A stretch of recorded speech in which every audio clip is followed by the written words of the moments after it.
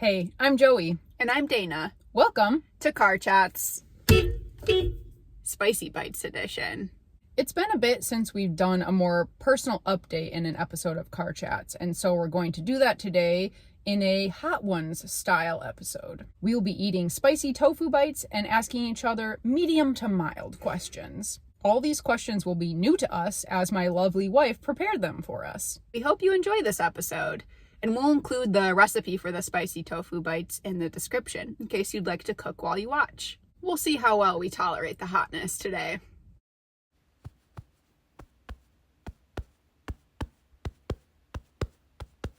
Maybe they keep us warm on a cold Michigan day. Yeah, we might need extra warmth. Take a look at this beautiful platter of spicy bites we've prepared. Look at that. Going from least spicy to most spicy. Scary. I've already been sneezing, which is a bad sign. Our first spicy bite is a mild jalapeno hot sauce. All Cheers. Right. Cheers. Nice and mild. Tasty. Mm-hmm. And the question. You both did a lot of reading and learning before coming out, and even after. What were some of the books that really stuck with you, and what are some ways that season of learning changed your mind? Well, first of all, I just highly recommend reading. I think it's True. Very good. I think everyone should do it. So as someone who really cared to learn and understand how my faith and being gay could be compatible and what different experts in the faith had to say about that, I did a lot of reading from Christian authors about LGBTQ inclusion. And so some of those initial books I read that we've mentioned on the channel before are Torn by Justin Lee, God and the Gay Christian by Matthew Vines. And then a little bit later, I read Scripture, Ethics, and the Possibility of Same-Sex Marriage by Karen Keene.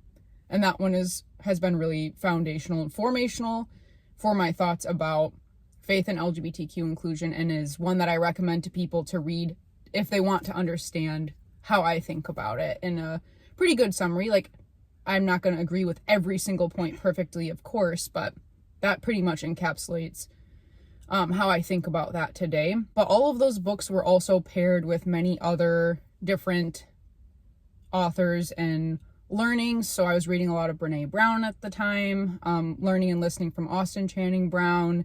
Bell Hooks has been really important in my life. All About Love is a must read for everyone. Reading and learning from other LGBTQ people, from other Christian authors, it helped me to see that there are other perspectives and to think more deeply about my faith in general and just how faith impacted the way I live and exist in the world, and what my relationship with God could look like as a gay person. And learning more about just the world and social justice also helped me to think with more nuance about LGBTQ people and how we exist in the world today. I'm rambling now. Dana, what about you? How would you answer that question? I read a lot of the same books Joey did. The first two that I read when I was coming to terms with the fact that I wasn't straight and trying to figure out how to reconcile that with my faith were Torn and then God and the Gay Christian. And I feel like those really opened up my mind to, there's a way to make this work together, and I'm okay, and I can still be a Christian and be queer. And then I continued to read more and more deeply. One of the books I read was Bible, Gender, and Sexuality by James Brownson. That was helpful for me, but is very intellectual. Pretty dense. Yeah. Yes, so I took that one slowly. And then similar to Joey, I think we read a lot of the same authors. Authors like Brene Brown and then Rachel Held Evans were also really instrumental to me. I think Rachel Held Evans did a good job of just opening me up to the ways more broadly that we can look at scripture and see that interpretation matters a lot to how we read the Bible and what we conclude based on what we read in the Bible. And then I think as I was able to reconcile my faith and sexuality, it just became important for me to learn more about queerness and queer identities. So I read A Queer History of the United States, and that was just really helpful for me in framing my place in our cultural context. Mm-hmm. Yeah, and working at an LGBT resource center for the past over 2 years now, I've also just immersed myself in reading books by LGBTQ authors and about LGBTQ topics. And that has been really helpful to understand different experiences, different identities, and to hear firsthand from people who have different lived experiences than I do. And it's helped me to understand more of the systems lens of thinking about how LGBTQ people show up in the world and the different ways that we face oppression and discrimination and how we experience joy and live good lives in this world. And I keep telling all my friends that I'm in my queer romance era, where I think I really missed that growing up. Like, I really would have loved to read some like queer love stories for young adults. So I've really been enjoying that. So lighthearted books are also great for representation and learning. All right, on to our next spicy bite. It is a lime mild sauce. Cheers.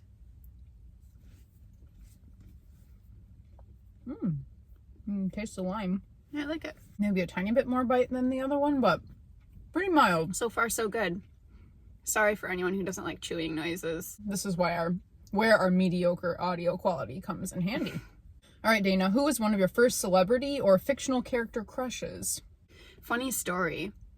In college, my freshman year, we did this thing on my floor called Hot Seat, where there was a turn where everyone would take a turn being on the hot seat and people could ask you different questions. And this is before I knew I wasn't straight. And someone asked me who my celebrity crush was. And I panicked and I was like, I don't know. And I said Angelina Jolie. And now I look back and I laugh at that. You gotta love panicking, picking a woman. But I feel like everyone was just like, yeah, she's really cute. That's amazing. Very, very supportive. Allies. This is funny because it's from a book, so you don't see it, but I had a big crush on Aragon's love interest. Oh, yeah. Eowyn? Arya. Oh, See, yeah. I haven't forgotten the name. Arya. I had a big crush on her. And I really wanted them to end up together because it was really on and off relationship, but I think really I just wanted to be with Arya. Yeah, anyway. Go away, Aragorn. How about you? I think I mentioned on the channel before that my very first clear crush was Ariel from Little Mermaid, which I'm a bit sad and embarrassed about because she's so greedy. She just wants more. Even though she had so many gadgets and gizmos aplenty. No, but I think that's just cute and fun to look back on. And I have to look up the name. Katie Holmes was a very clear one to me. I think she's in one of the first two Batman movies, the most recent trilogy. And I just thought she was so beautiful and attractive. And this is embarrassing, but I would like go back and rewind to the parts that she was in. And, you know, I wanted to save the pretty lady, but only Batman got to. But I'm Batgirl. Okay, and we're on to a medium spicy bite here with our wasabi hot sauce spicy bite. All right. Cheers. Cheers. I like that flavor. Mm-hmm. Maybe that was a bigger bite, but that seemed milder than the other ones.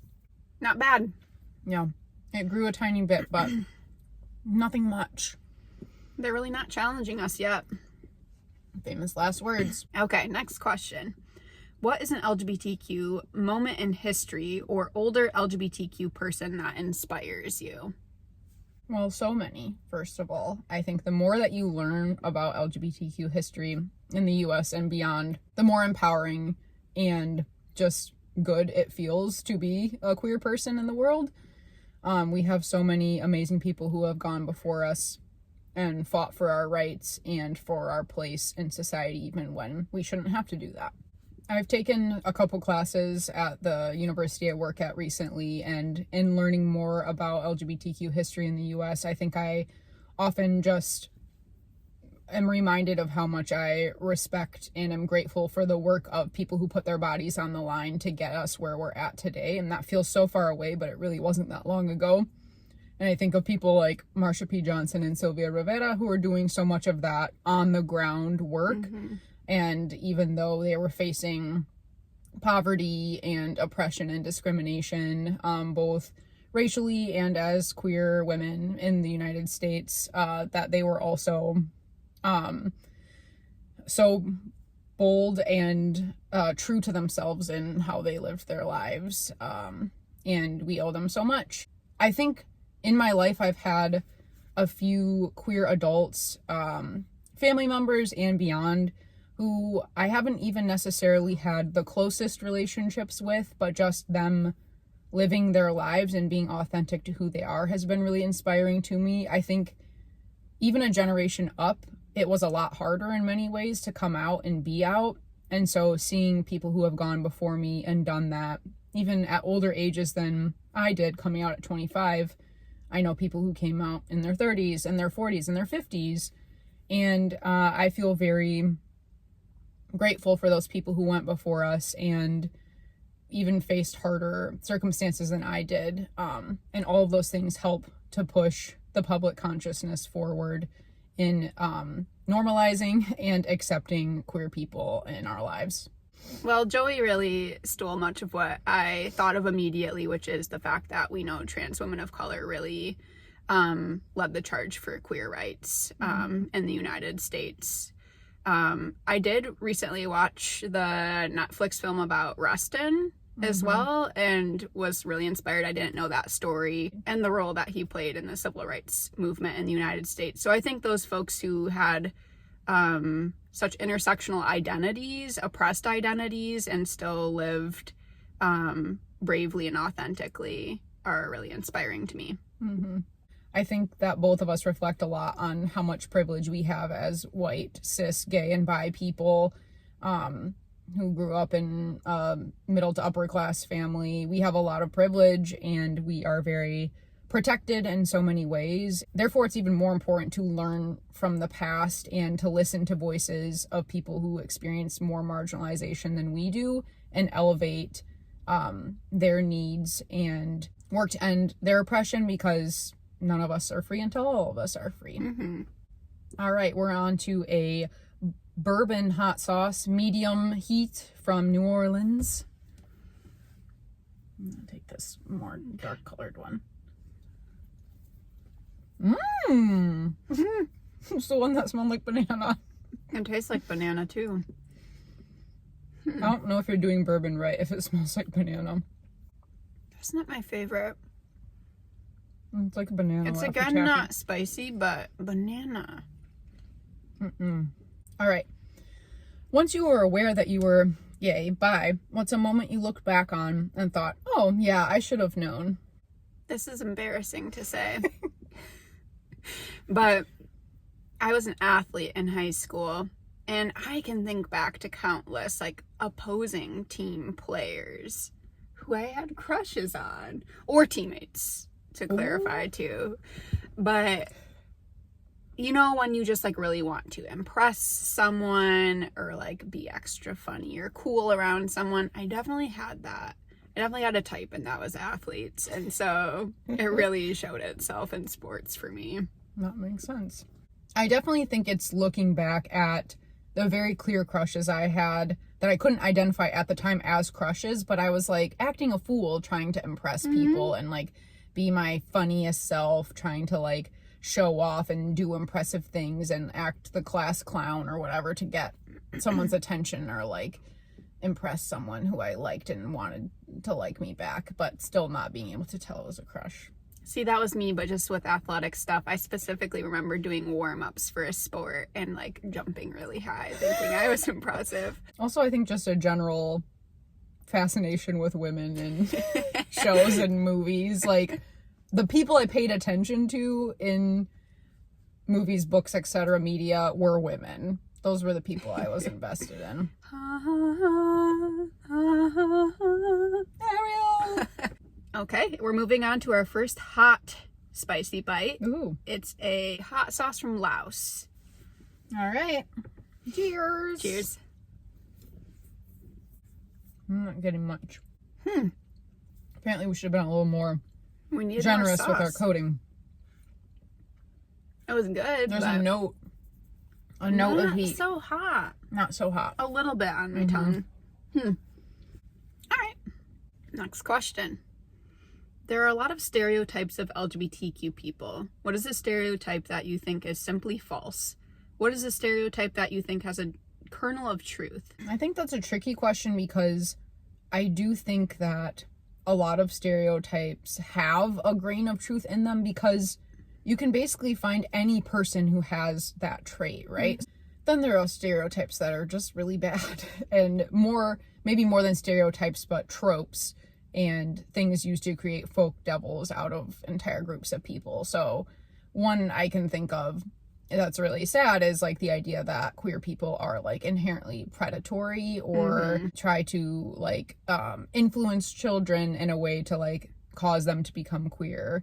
And those are deeply historical prejudices and stereotypes against LGBTQ people, which do not play out in the data at all, and are really harmful, obviously, to people's views about queer people today and throughout history. In terms of a positive stereotype that I think has some truth to it is, I think people often associate queerness with like fashion or with kind of coolness in your dress and expression and things like that. And I think that can be an inherent part of what queerness means, which is going against the norm.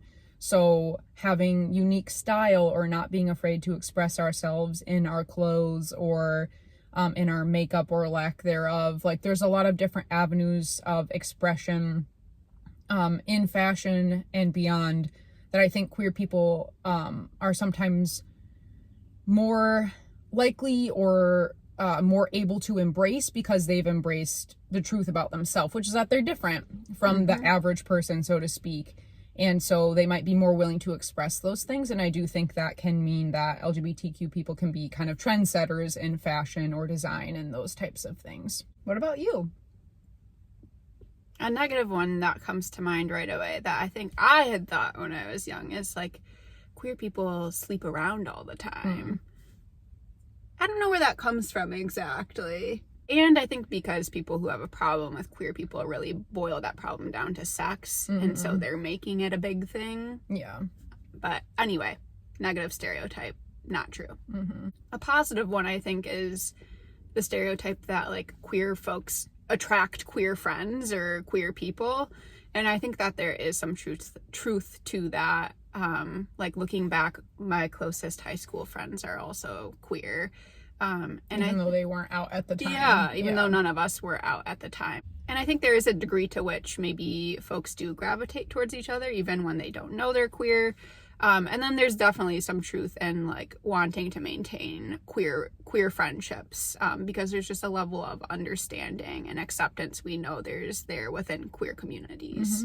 And that very much builds into the idea and truth of chosen family for LGBTQ people, where many of us are shunned and cast out or treated unkindly by our family of origin, but we can find those people in our lives to bring in as our chosen family who can support us and accept us completely. And that is what keeps queer people alive, is like forming those intimate and safe communities for ourselves. Okay, we're on to hot mango habanero hot sauce. I will say there's a little spice lingering from the last one.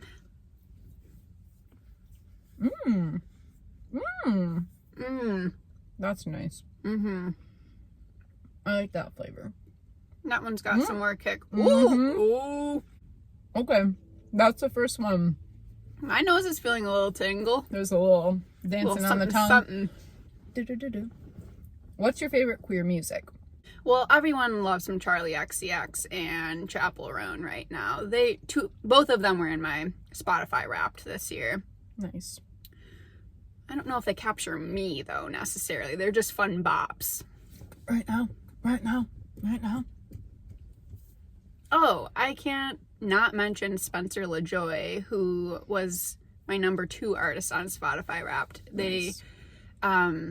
Their music, I think, speaks more to my experiences, or I resonate more with it, and that could be because we come from a similar context. They also grew up in West Michigan. They went to the same Christian college that we did. So there's a lot of themes in their music that I think resonate with me.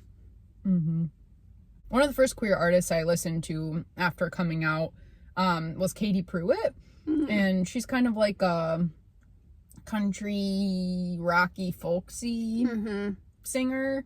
And her music's a little angsty, maybe a little more angsty than I'd like, but it does have a lot of heart, and it's very poignant. Poignant. I like her stuff a lot. Definitely shout out to Beyonce's Renaissance album, although Beyonce herself is not queer that we know of.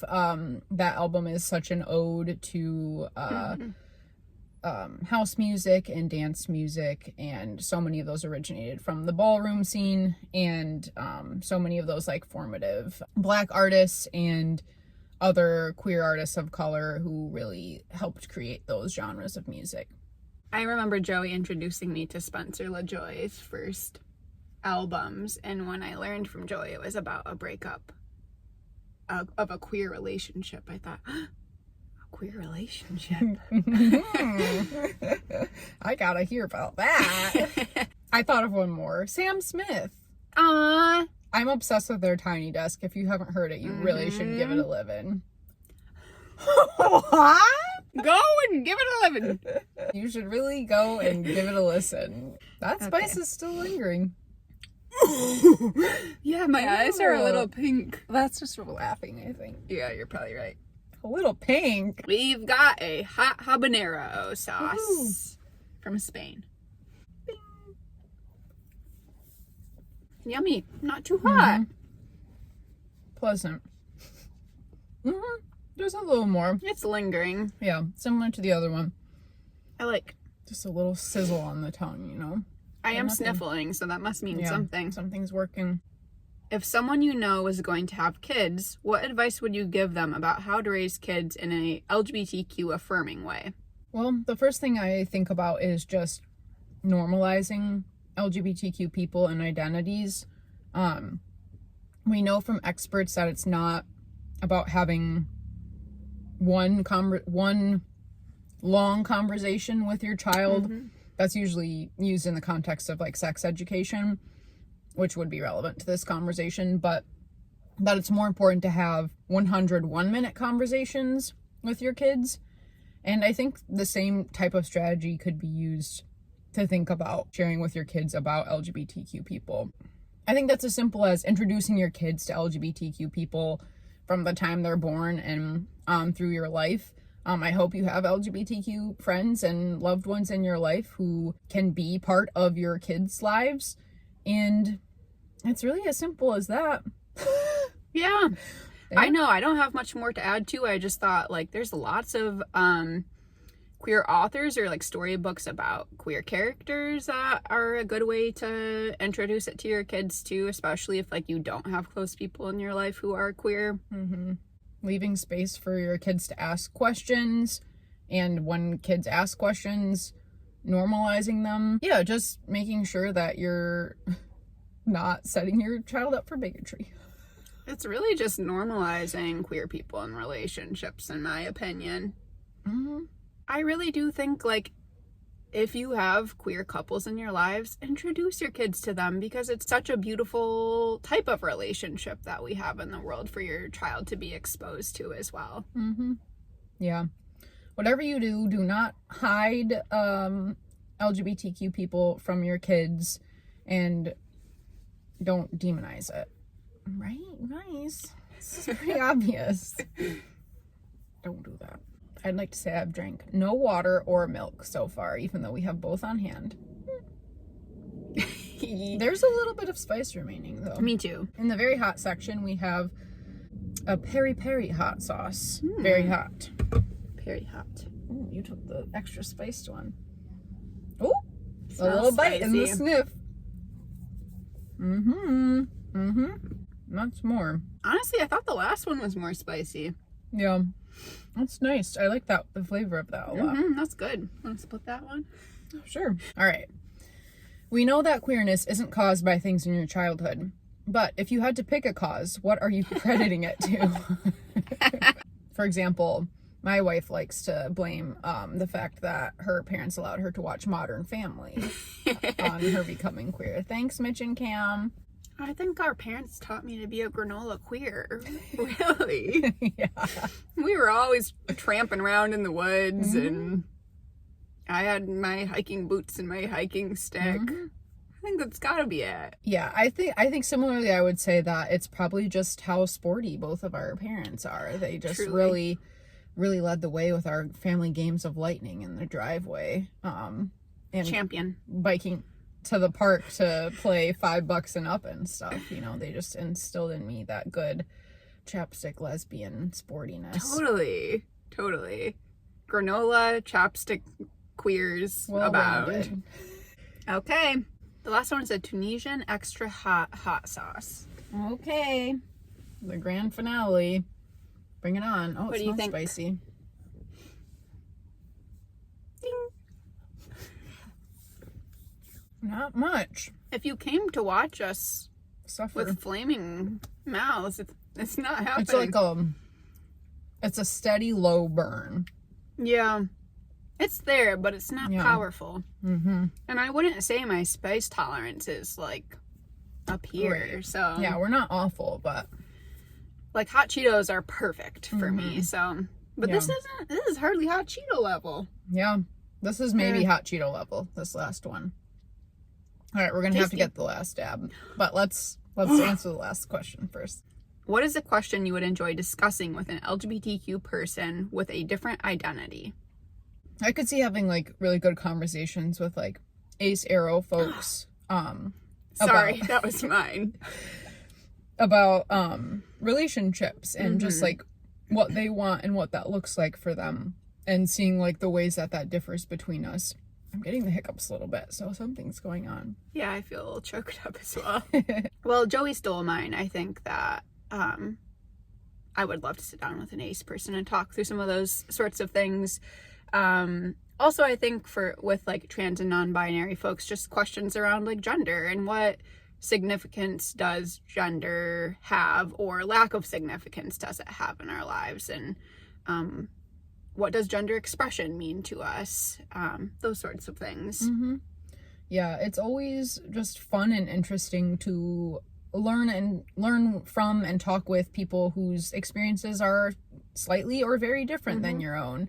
You can learn so much more about yourself that way, and you can think about the world in different ways too, which is awesome. This is so specific, but I was going to say bi people in straight passing relationships too, and how their queer identity operates. That's a good one. Because we know those folks are more often erased or not considered part of the LGBTQ community, which they absolutely are. All right, I've retrieved it. I'm scared. The last dab. I'm scared. I've never tried this, but when Joey and Joey's wife tried it, they talked about crying and almost vomiting. All right, I'm going to put a little bit on the board for us. That's a lot. Well, you don't have to put it all. All right, I'm going to do a generous dab. Oh, that's kind of You wild. are? Yeah, I'm just going to go for it. Oh, that's too much. All right, this is what I'm doing. You can't really see it, but it's a pretty generous dab. You can smell the heat on this one. My All right. nostrils burning. Okay, I put a little more on. Ready? Why? Set. Go. Ooh. No, straight up my nose. It hasn't hit me so bad yet. It definitely has like a more potent, concentrated flavor than the others. My tongue is on fire, but Got a nice burn going. Not horrible. No. My tongue is burning though. It's settling in. I'm salivating. Oh, you don't have it? a little. Okay. I maybe had a little more than you, or I'm just... Are you uncomfortable? Yeah. Here, let me do more. Oh, wow. It's the cumulative effect, too, so you're pushing it. All right. We thought of a bonus question. And it's, how has your first year of marriage been? We both got married last summer. Well, 2 summers ago, I guess. Oh, yeah, true. So, we've both been married for a year and a half-ish. Uh-oh. Ow. My throat. It's really going back for the second round. That got me. Started off. Oh. I can't think about anything other than my burning throat. How was it for you? It was great. It was so nice. I was gonna say, it was so nice to settle in. Oop, a little bit dislodged. Settle into the rhythms of living with your partner and like making the house our space, and before it had been my space anymore. Not our space. That was really fun, and also you work through conflicts and differences, and you continue getting to know your partner. And we got to do some fun things in the first year of our marriage. Took a trip to South Carolina. Oh, sorry, I don't feel. And spend lots of cozy times at home too. Dana drank milk first, I win. Go ahead. That's cute. I know. Joey and her wife are very cute. Mm-hmm. We have really enjoyed our first year of marriage. Our favorite marriage routine is getting up in the mornings together and sipping our coffee for minimum 30 minutes before we have to start getting ready for work. And we just love that cozy time on the couch where we can chat and sip our coffee and get ready for the day together. Cute. We also got to travel for Joey and Emily's wedding a few months after we got married, and that was so wonderful. We got to do kind of a delayed honeymoon in Washington State after Joey and Emily's wedding, and that was really a highlight for us, doing a lot of hiking. Thanks, parents, for instilling the granola. Yes, indeed. Yay! We did it. We had to challenge ourselves with a even hotter hot sauce than the set that we had gotten, but that last one was a good challenge. It's still burning. It has now moved to the roof of my mouth, so that's uncomfortable. You can drink and milk I'm now. salivating a lot. My mouth got dry. I do need some milk. My tongue is like tingly. It helps immediately. That's nice. That's it. Mm-hmm. What was your